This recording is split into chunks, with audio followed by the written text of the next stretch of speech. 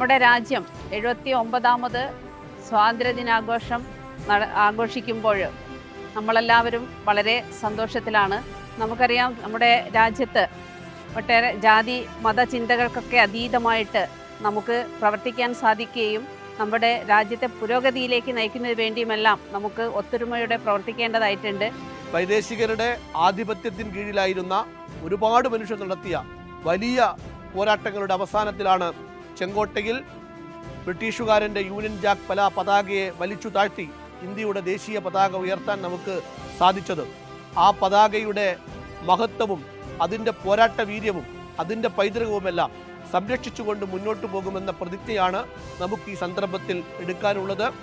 ഇന്ന് നേരിടുന്ന ഏറ്റവും വലിയ വെല്ലുവിളിയായ ജനാധിപത്യത്തിനെതിരെയുള്ള വെല്ലുവിളി, ഭരണഘടനയ്ക്കെതിരെയുള്ള വെല്ലുവിളി, ആ വെല്ലുവിളിയെ അതിജീവിക്കുവാൻ നമുക്കേവർക്കും സാധിക്കട്ടെ എന്ന്. മഹിത മനോഹര ഭൂമി, പുണ്യഭൂമി, മാതൃഭൂമി.